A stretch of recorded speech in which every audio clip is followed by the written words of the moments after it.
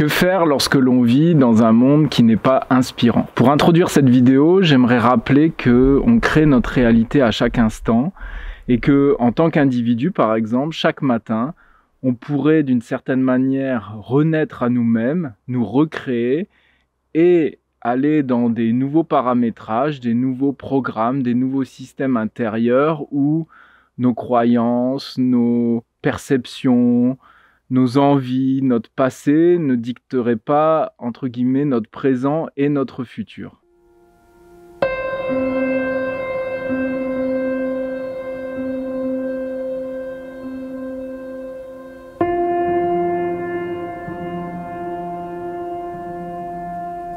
Malgré ce potentiel de création et je dirais de régénération, on ne peut pas vraiment nous paramétrer ou c'est très difficile parce qu'on a des programmes et il y a une forme d'inertie par rapport à ce que l'on a vécu.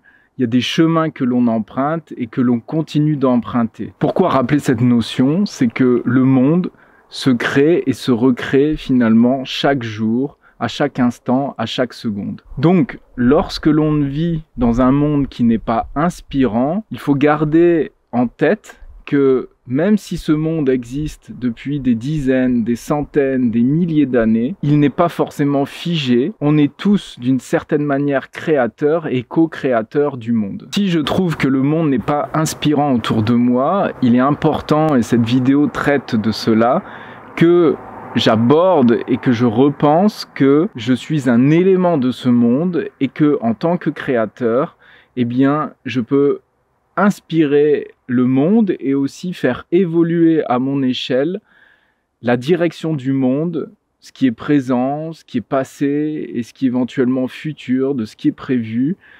aussi à mon image. Ça va être important de se responsabiliser à cet endroit-là, à ce niveau-là, pour ne pas subir le monde qui m'entoure, mais aussi me permettre de rejoindre des mouvements inspirants et moi-même de créer un autre élément, un autre mouvement et aussi de rentrer dans cette inspiration. Alors, comment s'y prendre par rapport à cette création? Je pense que ça va être important au départ de plonger dans un monde qui m'inspire. Encore une fois, je peux tomber dans une généralisation qui va me dire le monde n'est pas inspirant, mais il y a des éléments dans le monde qui me semblent être inspirants. J'ai rarement rencontré d'individus qui, par exemple, ne vont pas être touchés par la beauté du monde, par la nature, par exemple. Ça peut être les montagnes, ça peut être la mer, ça peut être une fleur, ça peut être un arbre. Il va y avoir de nombreux éléments, par exemple, naturels, qui m'inspirent, que j'ai envie de préserver, que j'ai envie de protéger et qui vont vraiment m'imprégner dans une énergie qui me correspond. Ça peut être un lever de soleil, ça peut être un coucher de soleil, ça peut être le soleil, ça peut être des animaux. Il va y avoir donc tous les éléments naturels. Ça peut être aussi des éléments et des créations humaines, c'est-à-dire peut-être une architecture, peut-être des constructions passées ou présentes, ça peut être aussi dans le monde industriel, dans le monde artistique, ça peut être un aménagement naturel qui a été créé par l'être humain, ça peut être des habitations. Donc l'idée pour moi, c'est vraiment d'aller s'inspirer. Si on est vraiment en mal d'inspiration et qu'on trouve vraiment une fadeur au monde et quelque chose qui vraiment a du mal à m'animer, c'est vraiment d'aller chercher ces inspirations de part et d'autre qui font partie du monde manifesté. Le monde manifesté, pour moi, c'est vraiment le monde qui est existant aujourd'hui ou qui a existé, qui s'est matérialisé, qui est matérialisé. Et ça va être vraiment important pour moi d'aller voir ce monde. Ça peut être des personnes aussi actuelles, ça peut être des livres, ça peut être des idéologies, ça peut être des idées, ça peut être des philosophies, ça peut être des courants de pensée. Donc vraiment pour moi, ça va être important de se mettre aussi en quête de recherche, ou en tout cas, si j'ai ces éléments autour de moi, de me nourrir davantage de ces éléments qui sont inspirants pour moi, et qui puisse vraiment sortir de ce monde qui a autour de moi, qui est déjà manifesté. Ça, c'est le premier point. Le deuxième point, ça va être vraiment pour moi de m'inspirer peut-être d'un monde qui n'est pas manifesté, c'est-à-dire qui n'est pas présent, mais dont je rêve. C'est-à-dire, ça peut être des visions, ça peut être une réalité d'une certaine manière qui n'en est pas une. J'étais voir un film peut-être de science-fiction, j'ai lu un livre, j'ai créé des images qui, en fait, moi, me donnent envie et j'aimerais voir, en fait, ce monde se manifester. Donc là, c'est vraiment la part, je dirais, plus informelle, moins tangible, moins palpable, mais que je peux allègrement créer et avoir aussi des signes et des choses qui me viennent auxquelles, en fait, j'aspire. Pour moi, le visionnaire, c'est vraiment quelqu'un qui va être en capacité de prendre ses inspirations du monde manifesté ou de créer des inspirations qui me traversent, mais qui ne sont pas encore manifestées et que j'ai envie de manifester. Et donc, comme un enfant, c'est-à-dire que souvent ce qui va se passer, c'est que on va parler même d'un monde imaginaire qui est imagé, qui est imaginé. Et à ce moment-là, souvent le monde, l'inertie du monde manifestée, ou le monde vraiment, on va dire, l'inertie du monde, c'est-à-dire le bloc du monde qui pour moi n'est pas forcément inspirant, va venir dire que c'est un monde imaginaire. Comme le monde adulte par rapport à un monde enfant, le monde des enfants, ça peut être les fées, ça peut être... l'enfant va voir des choses peut-être que l'adulte ne va pas voir. Et parce que finalement, ce n'est pas dans la conscience de la personne, elle ne peut pas l'imaginer, ça n'existe pas. Mais si, en tant qu'enfant, en tant qu'adolescent, en tant qu'adulte, j'ai des visions, je vois des choses qui qui m'accrochent suffisamment, qui perdurent en moi, eh bien, je pense qu'avec ce temps, c'est-à-dire que si j'ai un rêve, j'ai des visions qui reviennent, si c'est une fois, bon bah voilà, c'est une fois, ça me traverse, ça ne revient plus. Mais si c'est là et que j'alimente ça, eh bien pour moi c'est un des premiers éléments, un élément fondamental qui va être le départ de la manifestation et de créer autre chose que ce qui m'entoure et que je vois, que j'observe, un monde dans lequel je vis qui moi ne m'inspire pas réellement. Donc vraiment, c'est d'aller chercher les inspirations du monde manifesté et aussi d'alimenter, de se laisser, je dirais, guider par peut-être un monde imaginaire de rêve, quand je me réveille le matin, je dirais un monde utopiste qui peut-être n'existe pas encore, où il y a des bribes qui existent mais qui n'ont pas vraiment pris forme, et bien que peut-être je peux aller nourrir et m'imprégner en fait de ces énergies-là. Une fois que j'aurai ces deux éléments d'inspiration, il y a vraiment pour moi la réalité du monde et mon monde. Et souvent, on va faire un petit peu un amalgame entre ces deux mondes. Et ce qui me paraît assez essentiel, c'est qu'à un moment, je peux vraiment créer le monde qui m'inspire autour de moi. Je m'explique. En tant qu'être humain, je vais filtrer des informations de la réalité. Et souvent, il y a tout un monde qui va me dire que je ne peux pas rester dans mon monde et qu'il faut s'intéresser au monde, entre guillemets. Donc, souvent, les personnes vont dire « je regarde les informations, je regarde le monde », mais alors que finalement, c'est une vision très limitée, en fait, de ce qui se passe. C'est-à-dire qu'il y a une globalité, je choisis un petit peu de regarder peut-être des éléments globaux, mais de toute façon, je ne vais pas pouvoir m'imprégner de toutes les énergies. Donc je pense qu'à un moment, quand je suis en manque d'inspiration, ça va être peut-être intéressant, important, de me couper des non-inspirations, tout en étant dans le monde. De toute façon, le monde va m'imprégner de différentes énergies, et de créer d'une certaine manière mon microcosme inspirant, et que peut-être, à l'image d'une bibliothèque, il y a un type de livre qui existe, il y a un autre type de livre, il y a encore un autre type de livre, il y a encore un autre type de livre, et je peux avoir une bibliothèque, entre guillemets, qui va échantillonner tous les livres du monde. Je vais peut-être avoir un livre qui va être de science-fiction, un livre policier, un livre avec des thrillers, un livre histoire d'amour, mais si à un moment, moi, j'ai envie de m'entourer, par exemple, que d'un monde, je sais pas, d'enquête, de recherche, et que je décide d'avoir une bibliothèque qui est entourée que de ce type de livres, j'ai le droit. Si j'ai envie d'avoir des livres qui concernent la connexion à soi, l'être, qui va parler de l'être vivant, et que j'ai envie de m'imprégner que de ce champ énergétique, que de ce champ d'inspiration, je pense que je suis en droit, en fait, de vivre cette réalité-là.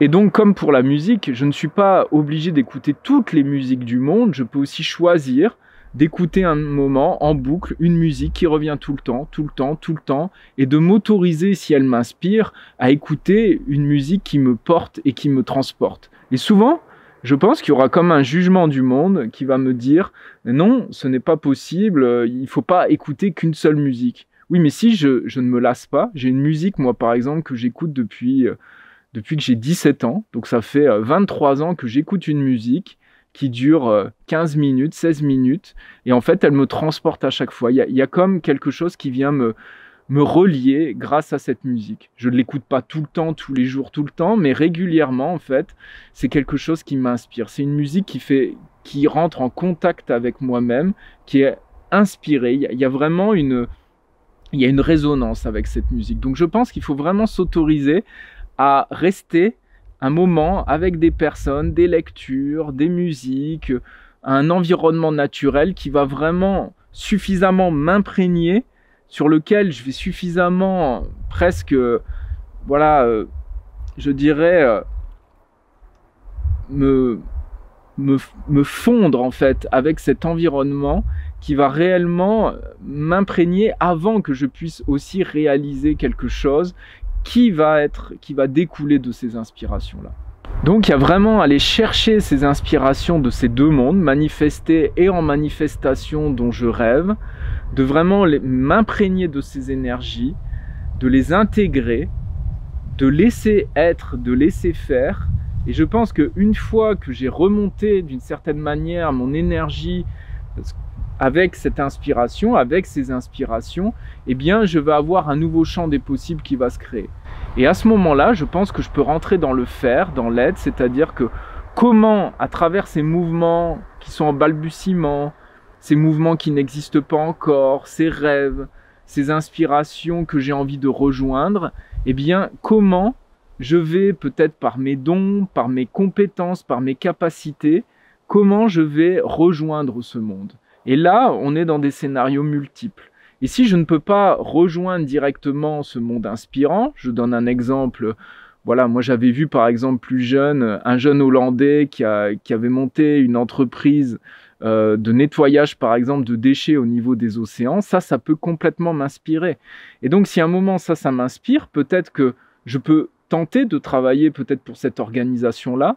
Peut-être que je peux tenter de travailler dans ce mouvement-là, peut-être de nettoyage des océans. Et à ce moment-là, si j'ai les compétences ou que je ne les ai pas encore, je peux finalement m'imprégner de ce champ, et peut-être étudier par exemple l'océanographie, les déchets, et vraiment d'aller dans une direction où je vais pouvoir être utile, me sentir utile dans cette voie qui est inspirante. Et donc, dans ce cas-là, si je reviens à mon propos du début, eh bien, ce monde qui est créé autour de moi, qui n'est pas dans son ampleur inspirant pour moi, je rejoins des éléments, je vais chercher des éléments qui sont plus infimes, qui ne sont pas le monde, mais peut-être des réalités qui ne sont pas encore extrêmement développées, et je rejoins en fait un mouvement qui est en création, que moi-même je vais créer pour développer en fait cette inspiration plus grande. Et je pense que la clé est vraiment là, c'est que là où il y a inspiration, il y a résonance. C'est-à-dire, je suis convaincu, pour avoir expérimenté cela et sentir cela, c'est que si j'ai une inspiration profonde qui revient en moi, je pense que je suis relié à d'autres personnes et à d'autres individus. Peut-être qu'ils ne sont pas nombreux, peut-être que ce n'est pas encore un mouvement qui est énorme, mais si ces inspirations me traversent, c'est parce que il y a une partie du monde, même si elle est infime, qui est en résonance avec cette inspiration. Et donc je pense qu'il peut vraiment y avoir ce phénomène de résonance de part et d'autre, c'est-à-dire que peut-être qu'en tant que Français, je vais avoir cette idée, et au même moment, quelqu'un en Amérique du Sud, en Amérique du Nord, peut-être en Asie, dans l'Océanie, eh bien, va aussi avoir en fait cette inspiration. Et à un moment, il y a vraiment ce champ, on va appeler parfois cet égrégore en fait, c'est vraiment une focalisation de pensée, d'énergie qui va être mise, une attention et une intention mise dans une direction, et ça va créer un mouvement. Et je pense que ça, c'est vraiment clé. C'est-à-dire qu'il y a trop de personnes, je pense qu'on est nombreux à être fatigués, lassés peut-être de cette inertie du monde qui est difficile à faire changer, parce que tout le monde, on est pris aussi dans dans ce sillon qui est tracé depuis des centaines, des dizaines, voire des milliers d'années. Et je pense que c'est vraiment important d'aller rejoindre en fait ces inspirations, notre inspiration, et d'aller toucher une vision qui va créer aussi d'autres inspirations autour de moi, et de créer un monde qui est inspirant pour moi, autour de moi, même si, entre guillemets, autour, une échelle plus globale, il n'y a pas du tout cette création-là, mais moi au moins, j'aurai ce passage sur Terre où j'aurais mis mon énergie, mes pensées, mon action à bâtir, à construire, dans l'être et dans le faire, un monde qui vraiment va devenir inspirant pour moi. Et même si les autres vont me dire, beaucoup de monde, ça n'existe que dans ta réalité, mais ça devient du coup ma réalité et ça devient mon monde. Merci pour votre écoute, à bientôt.